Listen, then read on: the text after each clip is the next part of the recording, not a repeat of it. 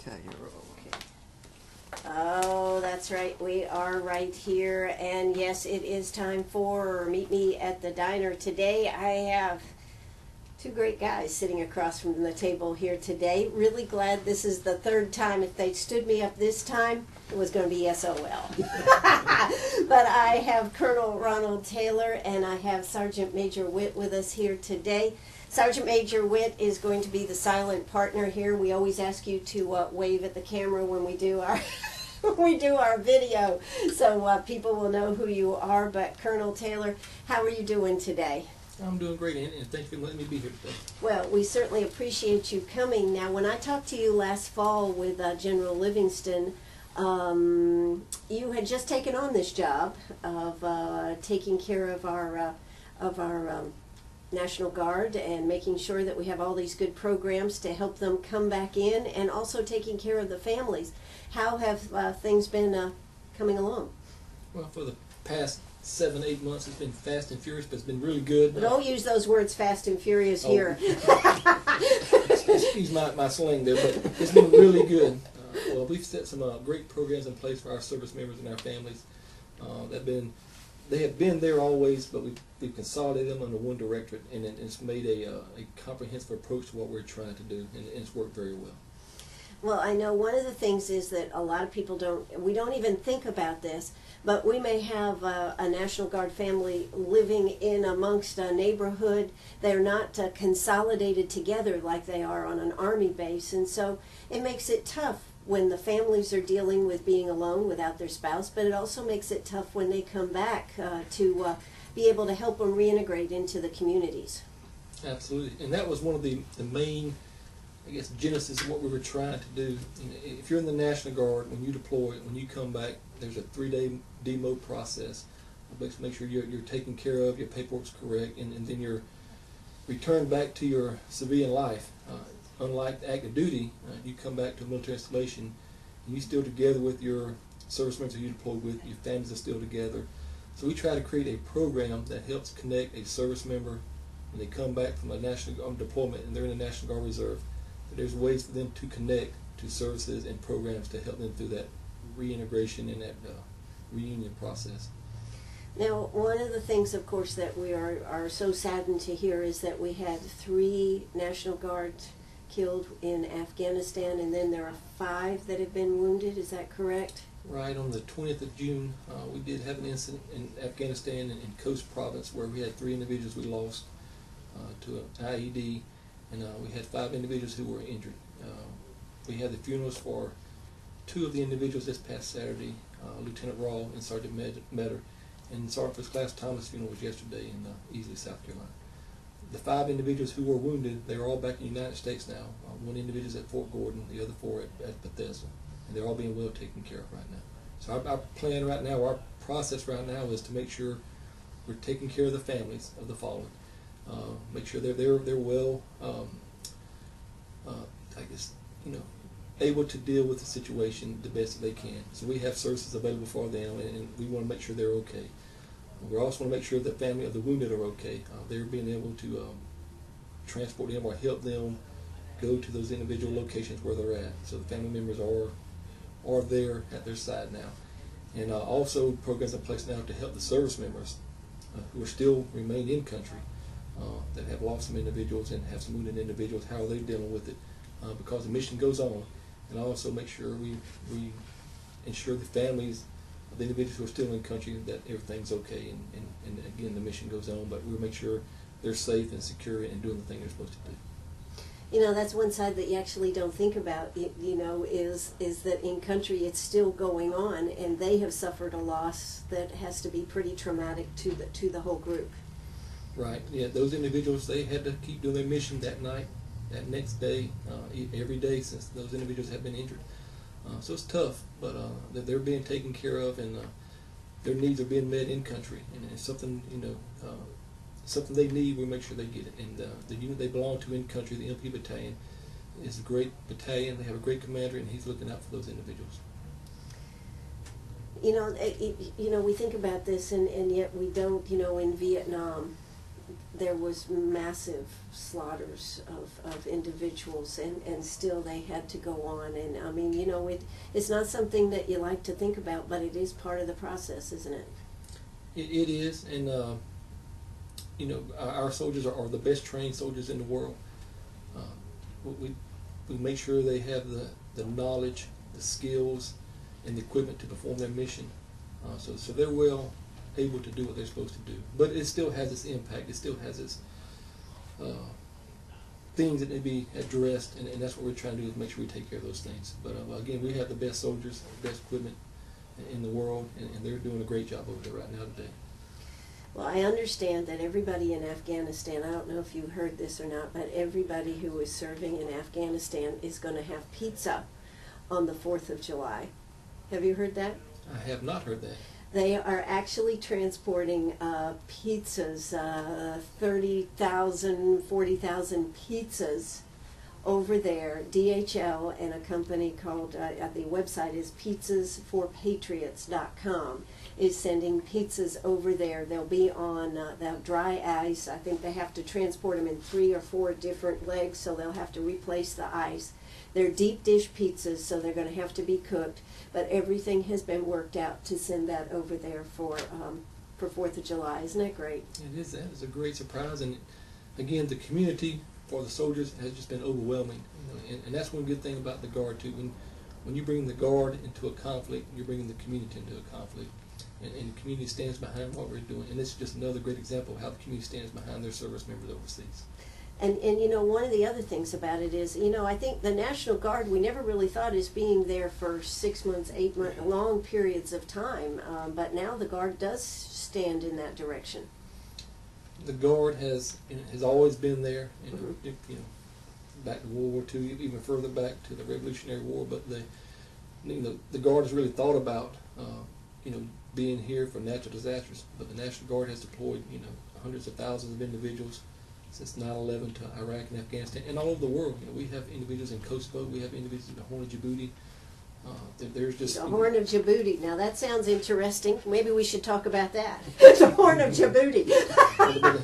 We have people a lot of different places, but people, and that's one of, I guess, my task that I've been given with General Livingston is to reach out to the community and make sure they understand what the National Guard is doing. Again, a lot of people have no clue what the National Guard does. We're deployed.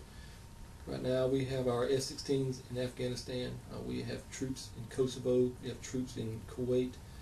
We have troops getting ready to go out the door the next couple of weeks, and about a little over 2,000 individuals deployed right now today. And that's going to be a mainstay for the next year, it looks like right now.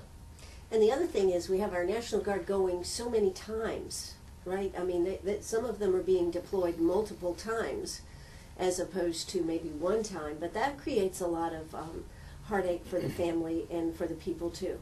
It does. The norm is really for units to deploy 1 in 5 years if you're in the National Guard. We have some individuals who transfer from unit to unit. So when they come back from deployment, they may have deployed with one unit, but now they transfer to another unit, and that unit may be getting a call to go up. So we have some individuals in the South Carolina National Guard who probably deployed 3 or 4 times. Some may even be 5 at this point in time. But we do have a lot of who just want to go, and they volunteer to go as well. So we have those individuals as well. But normally a unit will have a deployment in 1 in 4 to 5 years. Wow. We've got a group going out of Greenwood here in, I think it's October, National Guard unit out of here in October, from what I understand. Yes, ma'am. And I'm not sure about the specific unit here in Greenwood, but again, we have units that are deploying. We have some that are actually having going away ceremonies this week, and this weekend, the ones that are going to Kosovo. So we have those going on. We have our engineer battalion who is going out the door as well. They're going to go to Afghanistan, and then the engineer battalion out of this part of the country is right now slated to go in the next year or so. So it's a continuous thing with the Guard nowadays. So so with that continuous process, we've got to make sure we have programs in place to making sure that the community is aware of what these soldiers are doing and their families are well taken care of, and that service member is well taken care of as well. Now, how many people are in the National Guard in South Carolina? The Army National Guard, again, the strength kind of varies, but right Right. now it's about 9,400 in the Army National Guard and a little over 1,000 in the Air National Guard. So about 10,500 to 11,000 any given day. And that's just the Army and the Air. Also, you have the Emergency Management and the South Carolina State Guard as well. So we're going to be talking about some of these programs that are available not only for active returning veterans, but also to families, some of the programs that are available. How can you find out about them? Well, you got to stay tuned right here on WCRS, but also we'll be giving you some websites and ways to contact them too. Hey, if you've got a question, give us a call, 229-7984. That's 229-7984. We'll be back after this word.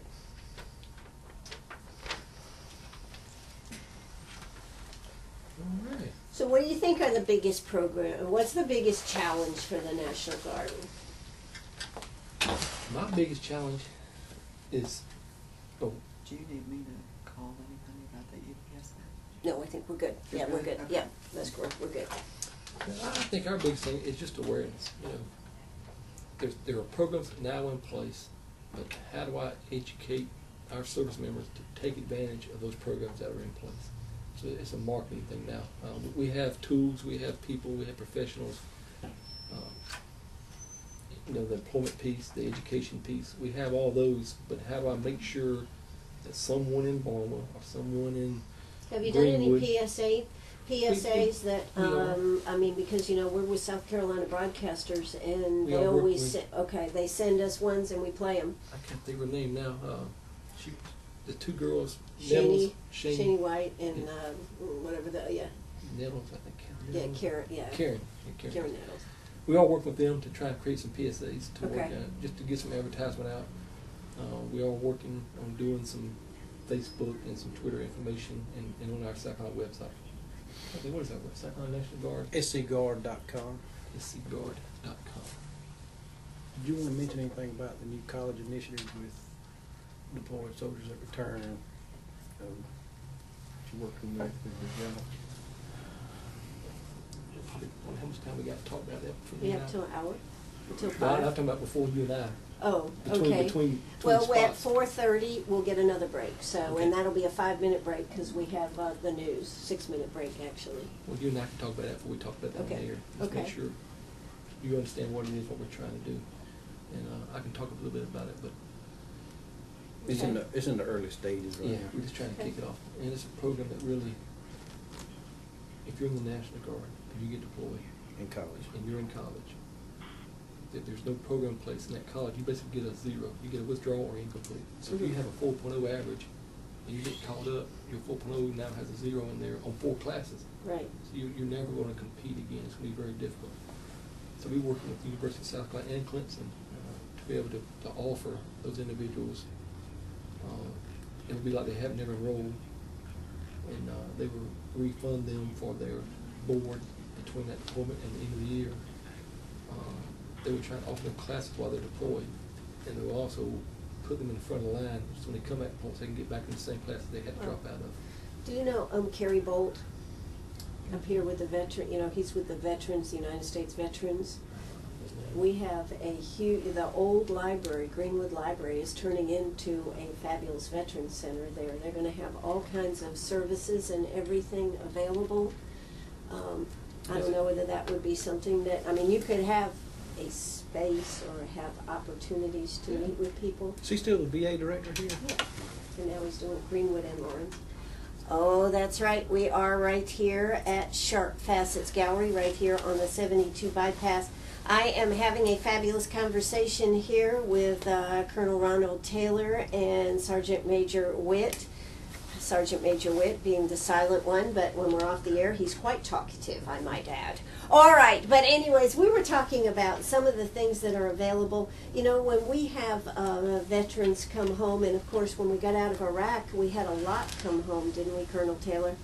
We did, just from the Army itself as a whole, but the National Guard, we continue to deploy folks to Kuwait and to Afghanistan as well as Kosovo. So I guess the impact from the Iraq drawdown has not really impacted the National Guard as much as it has the active duty. Okay.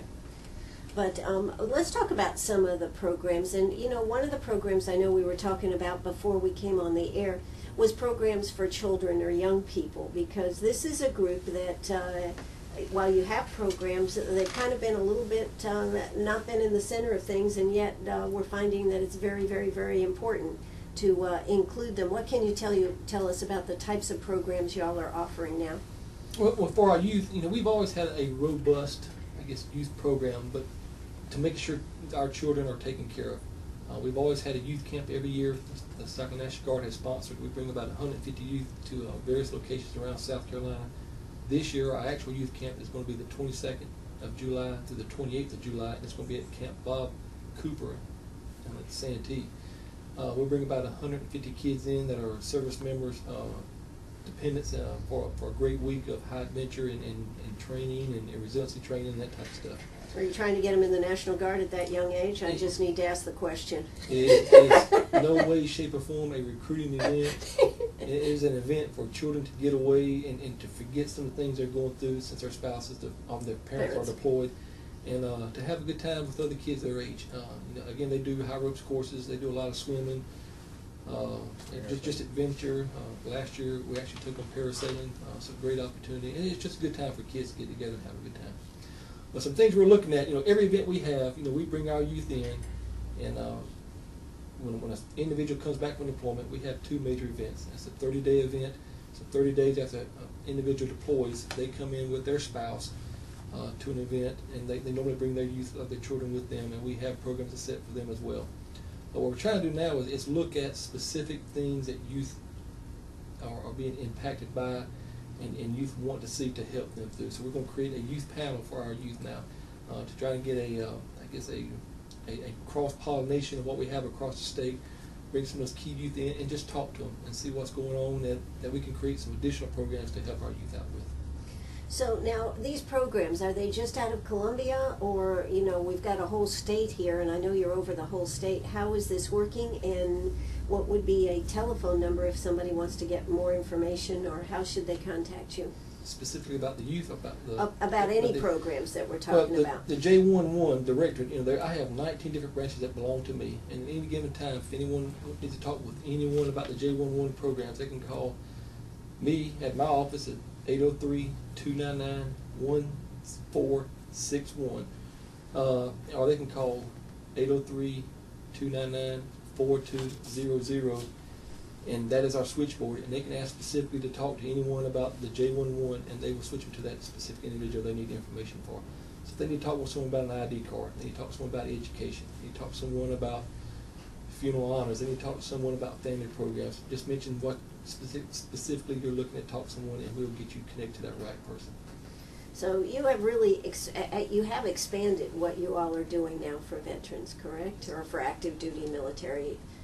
We have expanded. I guess we've always had the programs in place, but they were separated across different directors from the National Guard. Some new programs we have stood up, the employment piece, which I'd love to talk about in a little bit. But we brought them all under one director to give us, again, cohesion, so a family member can go to one place and get help. That's important. I think that's important. I think, that makes it so much easier, because one of the hardest things, I think, is if you can't get to where you need to go, sometimes you just give up.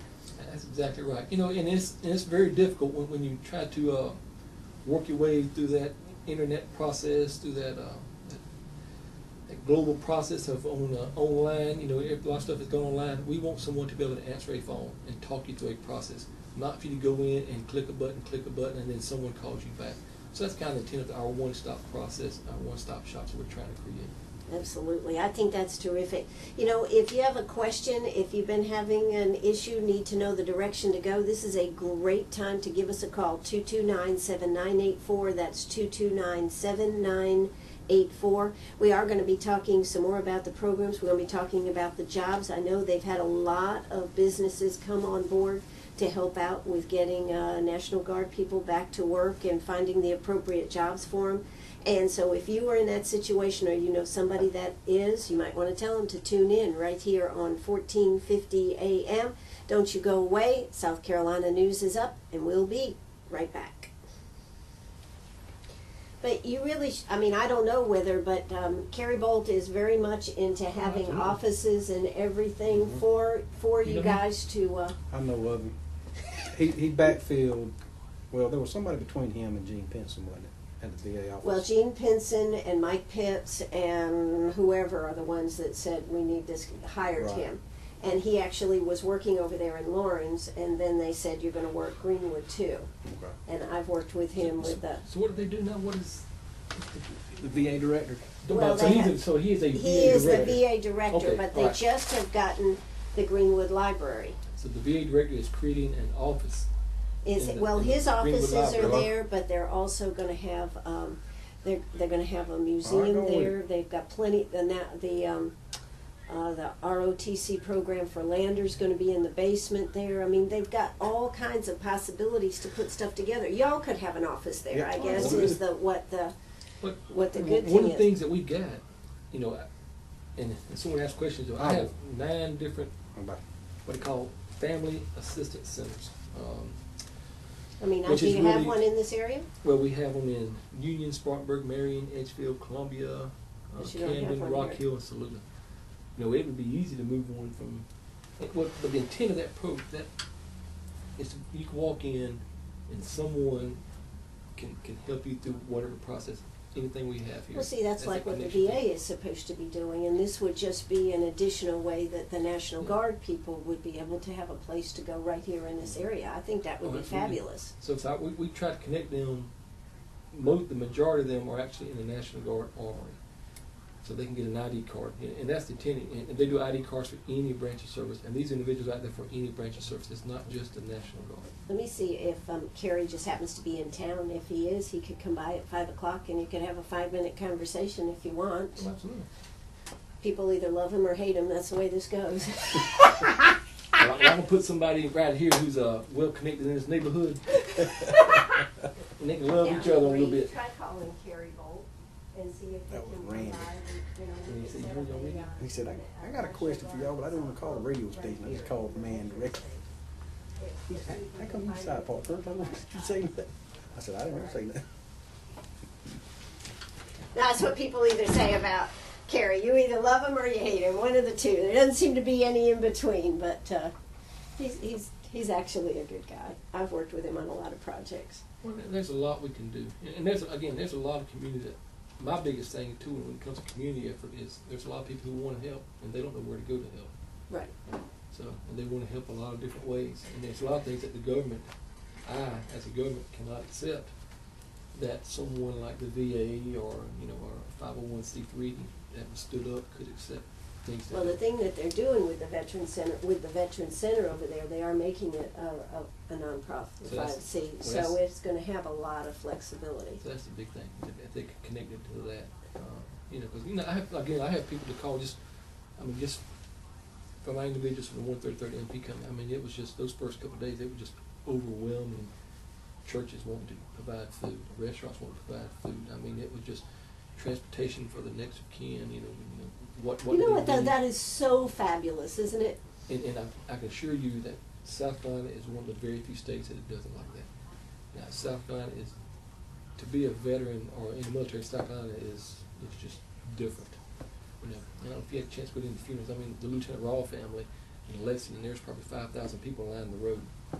Same thing up here in St. Thomas. And the roads didn't have anybody else up in the small area where I the saw funerals at. on the show Sunday morning a guy that has gone to every funeral here in the United, or tried to be at every funeral, and he takes flags and he lines the roads with flags in these small communities. Now, There's whether actually this a guy, group- there's a group that actually does that, and that's what that group does. And I forget what the name of that group is. Did you talk to them? I did not. But they will connect, and they want to do exactly what you said. They want to line the roads with flags. That's all they want to do, and they'll get volunteers, and there'll be 500 people on every side of the road. for even the smallest community. Yeah, I Absolutely. mean, that's what this was about, even the smallest community, that they are there to help. I'm not sure the actual small community where Surface Class Thomas was interned at, but it was a very small church on top of a hill, and it was through country roads, and I mean those roads were packed. I mean it was a 2-lane road that cars were parked on each side of the road. Only one car could go down it, but there was flags for at least 2 miles. I mean, it was Well, just we need to talk overwhelming. about that just a little bit, just about like you said, that South Carolina, it's different in South Carolina, because Absolutely. I think that would be a really good thing to All put out three there. funerals, I mean, it was just overwhelming, the public outpour that they wanted to help. So, and I know the families appreciate that. I mean, it's very dear to them to see that. You know, it's tough enough, but at least some, you know, some To know that their sunlight on the service was horizon. appreciated. Absolutely. Now, what's the college program? You were telling me a little bit about it. We got a minute Well, here. What- Yeah, what we're trying to talk about, you know, what we're trying to do is implement a program where if you're in the National Guard and you deploy right now, it's up to the college. If the college wants to waive that, Right. or not have you withdraw or conduct an incomplete, they can waive that class for you. So you're working with the schools to try to get them if somebody University of is. South Carolina and Princeton and have already come on board with it. They So have come on board, Right, okay. and they're right now looking at how they're changing their policy to implement this new policy. And if they can even go back and do it, so I'm not sure the way ahead. Okay. But we want to try and get all of the colleges in South Carolina to do the same thing. Oh, that's right. We are right here at Sharp Facets Gallery. We are here with Colonel Ronald F. Taylor. He's the director of the, is it J1? Is that what we actually call this? J1.1, Service Member and Family Care. J1.1. I am becoming a professional here. The more I deal with veterans and the more I hear, you know, I saw you when I went on an honor flight back in May. Wasn't that a phenomenal outpouring for that event? You were there that night, and Absolutely. I was there that morning for the actual departure, and I came back that evening for that actual return flight. And it is just awesome. And just what we were talking about a little bit while we were off the air is just a tremendous outpour for veterans in the state of South Carolina. It's just absolutely amazing. And the honor flight is just another one of those fine examples of how the citizens want to make sure they take care of their veterans in South Carolina. well, I mean, I had a fabulous time. I had great stories, and you know, just to add to that, you and I were talking about the three National Guard that died over there in Afghanistan and the funerals that were had this last week. Tell us a little bit about what you saw at these things. You're just going to blow our minds, the number of people and the outpouring at the communities. Right, you know, and I was able to participate in the funerals this past week on Saturday morning. Lieutenant Rawls, who was passed away in Afghanistan, as well as Sergeant Metter, both their funerals were 10 o'clock Saturday morning. And the reason they were at 10 o'clock is it's a family decision on when they want to have that actual service. So they both decided to do this at 10 o'clock. But that just total outpour from the citizens from Lexington County, for both those individuals, and Richland County, the Midlands, and all the state of South Carolina, is just overwhelming. The Lieutenant Rawls procession from the funeral home to the actual church, it was about a 1.5 mile trip, and it was at least 3 individuals deep on both sides of the road all the way down there. You know, I would think, you know, And 3, flags. 4 to And 5,000 flags. individuals. Everyone had flags. Everyone had signs. It was overwhelming, and I know the spouses and the family members appreciate the community. Same for Sergeant Metter in his funeral procession, as well as the Sergeant First Class Thomas yesterday, and easily just the overwhelming support for that community. There were flags. They had actual caisson from 1.8 miles to the actual funeral site or the interment site, and it was lined with individuals from that community. Just overwhelming support. I know you told me that when this was first announced that people were calling from all over South Carolina to see if they're, you know, help get the family, help do anything that they could do. And you know, I think what you were telling me is that that's very different than a lot of parts of the United States. Absolutely. You know, just myself alone, you know, I probably feel at least 50 to 100 phone calls from individuals who want to provide support to the 3 individuals who we lost to their families, as well as the wounded, and to the whole unit and to the National Guard. From churches wanting to donate food and help the families, to individuals who want to participate in the funeral, individuals who want to help the family move around from one point to the other if they needed that type of help. It was just overwhelming. You know, individuals wanting to donate flowers, cakes, anything they could do to help out whatever part of society they were part of. They wanted to be able to contribute what they could. It just gives me goosebumps to think about it. You know, that we have that much caring and concern in South Carolina.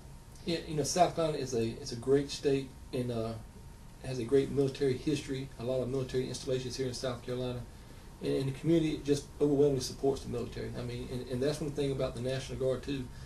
A lot of individuals come from all across the state of South Carolina, and I'm sure that if a National Guard individual deploys, someone in that community knows an individual.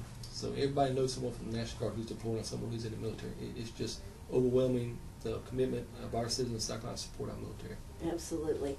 So one of the things that you told me was a problem for some of our National Guard was being in college and being called up to be deployed. And of course, if you were in school and you had to pull out, this was a problem. Right. Not sure why it took so long to figure this out, but the National Guard. Well, we needed Colonel Taylor here, I guess. Well, this is a program that Dr. Chow, who is he's a world-renowned dermatologist, but he also serves in the Air National Guard. He's working a project with General McKinley, who is the director of the Army National Guard. And they were just thinking one day, and same thing that I was, that we have service members who deploy that are currently enrolled in college. And if they get the word they're going to deploy in January, they've already enrolled, they've already spent their money, they've already taken a few classes. So when they come up and actually deploy, that service member may have a 4.0 GPA, and they have to withdraw or they get an incomplete when they deploy. So they'll have a 0 on their GPA, which really hurts them. So we work with two of the major universities, the University of South Carolina and Clemson University, who've already agreed to help out and see what we can do to help these service members out. The intent is, if you deploy, instead of giving a withdrawal incomplete, it would be like you weren't taking that class, and your money for those classes to the point that you were there will be refunded. If you're a resident student, live on campus, that money that you have not consumed yet from that deployment date until the end of that semester will be reimbursed with you. And we're looking at how we can continue that individual's education while they're overseas, if it's possible, depending upon the mission and the university. And when they come back, they will get priority on re-enrollment in the classes they had to drop out of to deploy. And again, less than 1% of this country is in the military. And in the state of South Carolina, of our 10,000 plus service members, we probably have less than 100 that are affected this way. But to those 100, it's a tremendous, benefit if we can help them out just a little bit, because these individuals are starting their career, and some of them have great GPAs, but when you get 4 classes that you have to withdraw or incomplete from, it's a drastic impact on what you're going to do in life. Absolutely, and of course what you would like to see is all the universities come on board across the state, all the schools come on board. Absolutely, and we're hoping to reach out to all the major universities and technical colleges as well, because we have a lot of individuals who go to school, just the whole gamut in South Carolina, higher education level. And somehow bring them together sometime in September is what we're looking at, and have a forum. We're going to reach out and talk to them and see, just bring them in and just talk about what we can do for our service members. If it does come where an individual is in the Guard or Reserve or even active duty, and they get that last minute call that they have to go and defend our country and our rights, is there a program in place that we can help them out with? That's terrific. Now, of course, one of the others that you have been really big on, of course, the economy has been an issue, but you have had pretty good success, I would say, in helping get National Guard people back to work once they came back here. I mean, that's been you've had some job fairs, and tell us about how that's working. Right. Last year when I came into this position, June or so, we saw the need to help our service members in the civilian employment realm. They're deploying, they're going overseas, they come back. They did not have a job before they left, and the economy was still bad and not as robust as we want it to be. So what can we put in place? We know the Department of Labor currently has one-stop shops out there, but their focus is on a lot more than just our service members. So we want to try to create a program to help our own, help the South Carolina National Guard members and their families as well, and any veteran out there. So we created the Employment Initiative Branch. And the intent of that branch is to help service members and their families find meaningful employment in the state of South Carolina. We created a partnership with the South Carolina Employment Workforce. General Turner has been on board. He's been a great asset to us. But we actually have individuals who work in Richland County, Lexington County, Aiken, Greenville, Charleston, Rock Hill, and Florence. They're basically aligned with the 7 congressional district areas, and their sole purpose in life is to help individuals find meaningful employment if they're in the South Carolina National Guard. And since 1 October, we placed over 500 individuals back into the civilian workforce, which is tremendous. Again, October, if you were in the National Guard, our unemployment rate was anywhere between 12 and 16%, if you remember the National Guard. December, since we started our program, we were down to 8.8%. the 1st of May, or excuse me, the 31st of May, we got our employment figures and we're at 4.1%. So we've been very successful in that program. Well, I think part of what's made it successful is you've been able to network with businesses, and you've had a lot of businesses come on board and say, yes, I would love to hire a veteran if you can match us up, and that's been a big success. Absolutely. Some of the businesses in South Carolina, they've been overwhelmingly supportive of it because they know what it's like to hire a service member. They're committed. They know what it's like to work 12, 14 hours a day. They're drug-free. They're in physical condition. So it's great, but our businesses have been overwhelmingly supportive. I mean, everyone from Boeing to QVC to Monster.com, Amazon. I mean, it just goes on and on. SCANA, the South Carolina Highway Patrol, the Shaw Group. I just can't mention them all. It's just Sure. so many of them. Well, but I just think it is terrific how that networking and getting the word out there, because I think a lot of people always want to help, but they don't know how to help. And you've been able to address a need, get the word out there, and of course people have come on board. You've had a couple, well, at least 2 I know of, job fairs. I know you had a big one down in Columbia last year, or was it the first of this year? I don't remember, but I know you had a big job fair. We do job fairs at least once a month across the state, and sometimes 2 and 3 times a month. So yes, we've had probably at least 15 different job fairs since December of this year. And we've partnered with the Chamber of Commerce's a lot on the job fairs. The Columbia Chamber of Commerce with Ike McLeese has been very supportive of us and what we're trying to do. Horry County, Charleston, Lexington County. We're working up here in Anderson County. So all the different chambers are just overwhelmingly supportive of it. But that's the big piece, is connecting to those civilian employers who want to help, but they don't know how to help. And this is just one way of helping out our service members and their families. Absolutely. Well, we are here with Colonel Taylor and Sergeant Major Witt. We are going to hear a quick word from our sponsors. Again, if you have a question, don't hesitate to give us a call, 229-7984. That's 229-7984. We're also going to give you some websites and some telephone numbers if you'd like to call them direct after the show. Hey, don't go away. We'll be right back. Carrie's on his way. Figured he might. Carrie is on his way.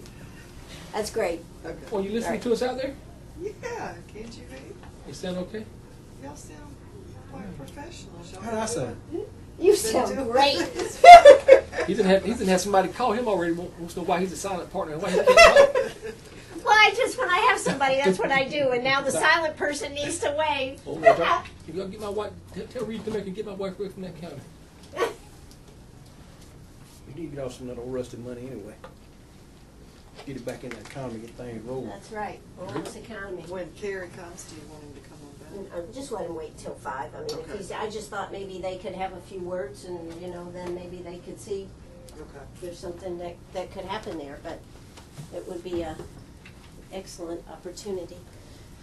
Okay, so what else would you like to actually concentrate on? What have we? Now, I don't think we've talked much about the services for families. And we can talk about the service. But is there something we can talk else about that- the family assistance centers and how we trying to connect them.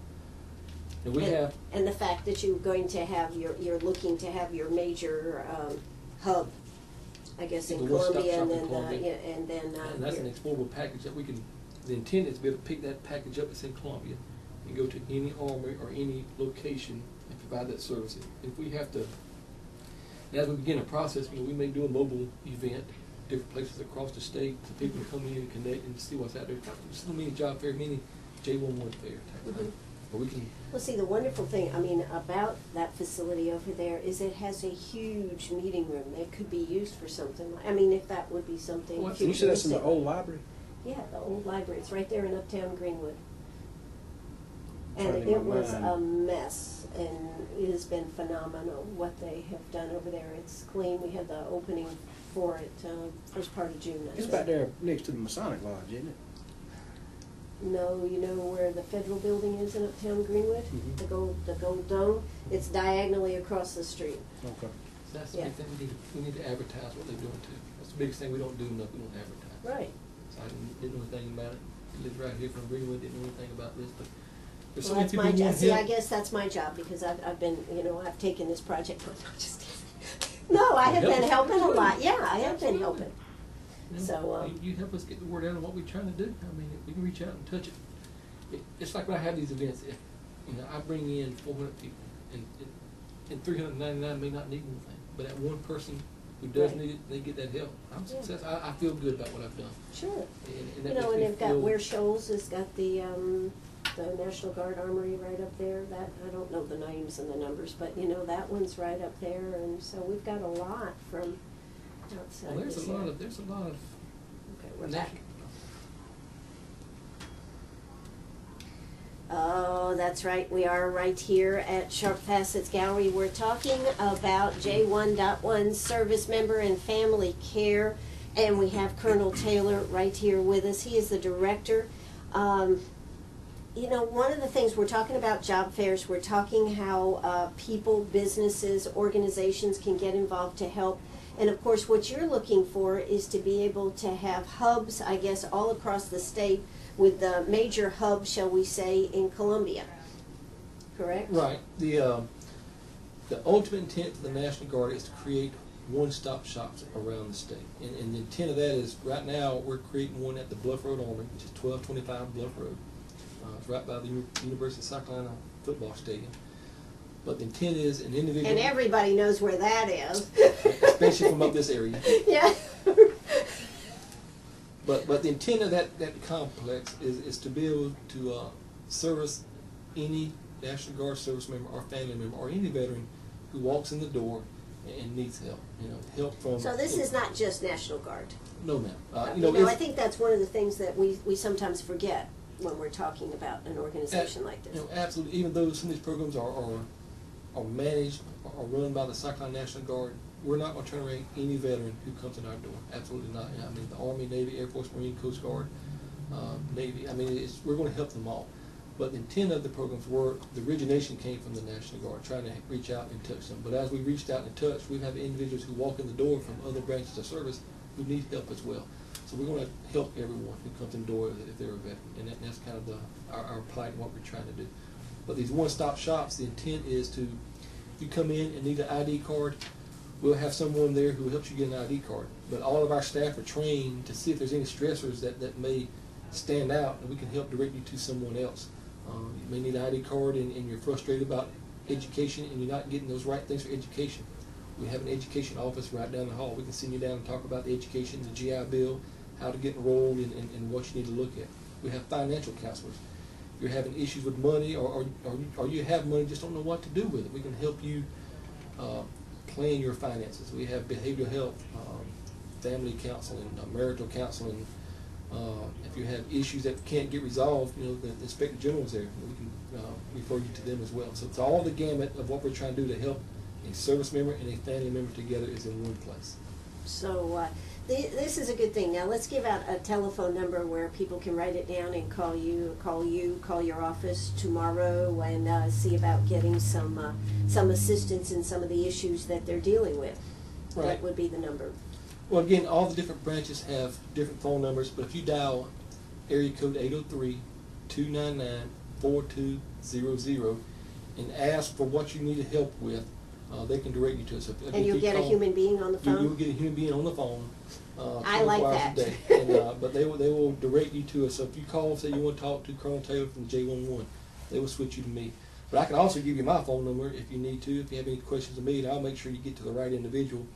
And my phone number is 803-299-1461. So these are numbers to write down, and I'll make sure I have those numbers, and we'll be able to give them out again.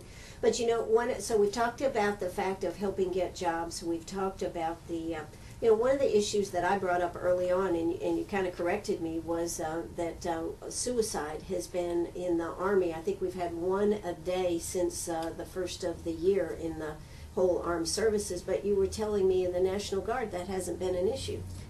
Well, luckily. You know, in the South Carolina National Guard, our last suicide was in 2010. We have put programs in place to help any service member and their family, and to know that there is help out there for everyone. You know, I know everybody has a lot of issues, and not everyone does have issues, but if you do, we have help out there in place to make sure you're taken care of. So no one should have to take their life, you know, across the board anywhere in the United States, but we want to help, and we've been very fortunate and we continue to put programs in place to educate our service members, to educate our family members, to be able to help their battle buddy per se. You know, if you don't have issues, we want to make sure your battle buddy is trained, or you're trained to recognize issues in your battle buddy, to help them self-commit or help them self-identify issues that they have to get that proper help. Sure, and there are a lot of issues. There's a whole lot of stress coming home. I mean, and dealing with things. Family members, family things change, and you've got to adapt, and so and there's nothing wrong with getting that help. Oh, absolutely not. And that's one of the biggest things we've got to get rid of that stigma, that finding help, that you need help. It's not a bad thing. You know, it's a good thing. It shows that you're able to recognize and to work through those issues. So to me, someone who goes out and seeks help, it's probably better than someone who doesn't. You know, they self-recognize it and they want to help and they want to do better, and they want to do better for themselves, their spouse, their family, their friends, and their community. So that's one part of it. So there's lots of help there. Now also though, families. You know, we have families that, as we've talked about, live in the community. You don't even know maybe that they have somebody that is deployed. And of course you're telling me that there are services to help families. What kind of services are available to families? Well, you know, everything that belongs in the National Guard that helps a service member also is out there to help a family member. It's across the board for all of it. So again, if they have any questions or concerns, they can reach us as well.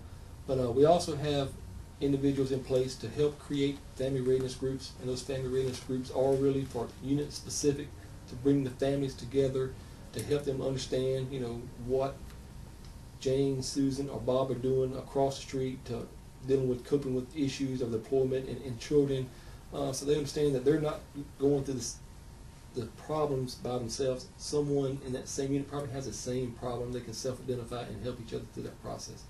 We've also have family assistance centers across the state, and these family assistance centers are really set up to help service members, families, while that service member is deployed. And their intent, they're supposed to be calling every family member once a month while they're in their entire deployment rotation. So they should get a phone call at least once a month for 12 months while that service member is deployed, just to connect, to make sure everything's okay, and try to connect them to a service if they need a service.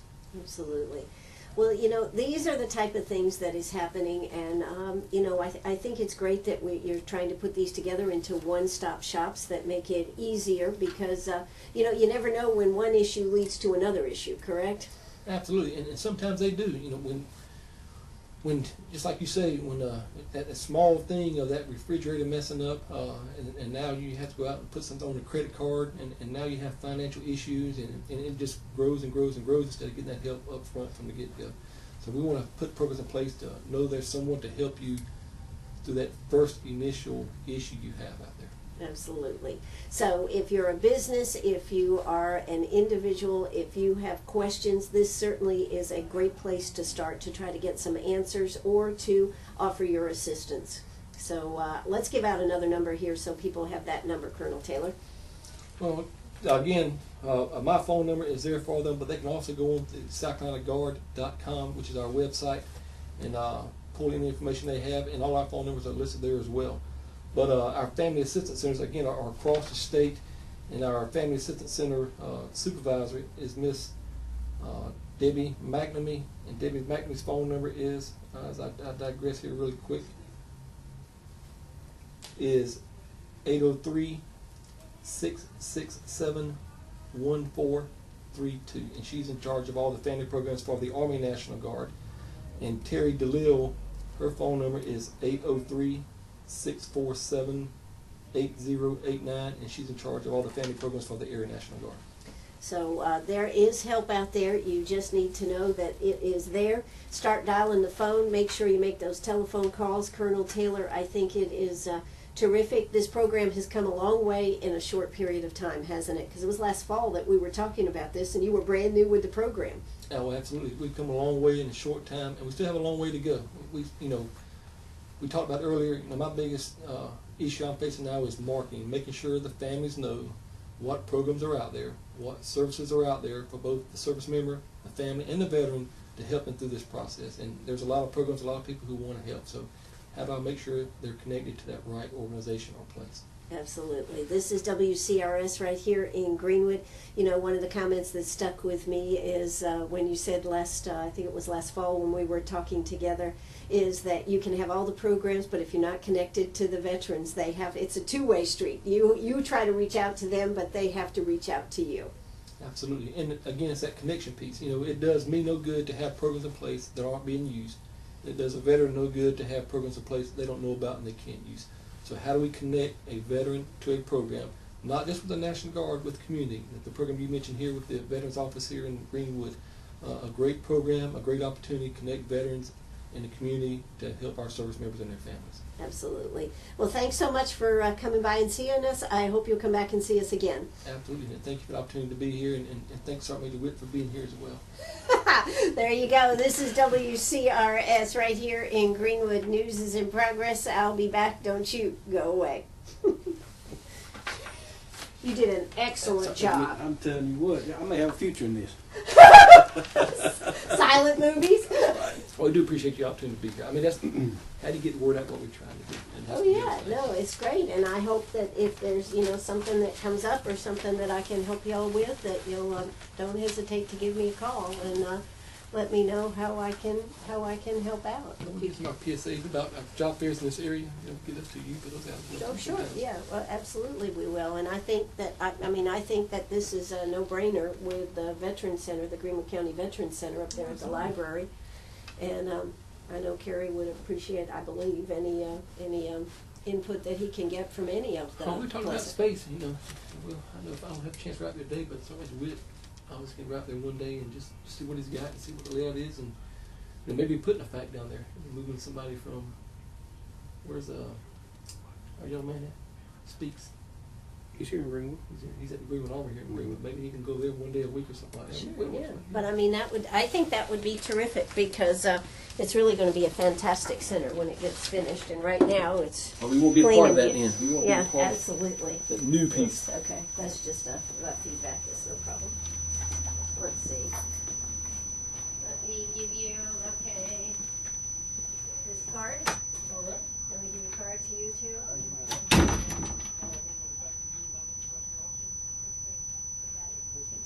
All right, thank you so much, and Carrie should be here in just a few minutes. Is that correct?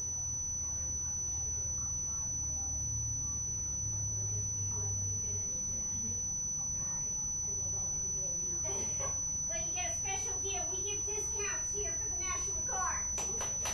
Okay.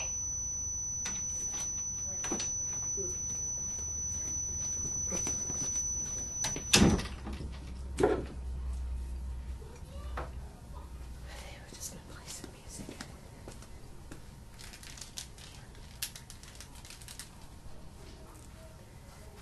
Andy, I don't think I'm gonna be able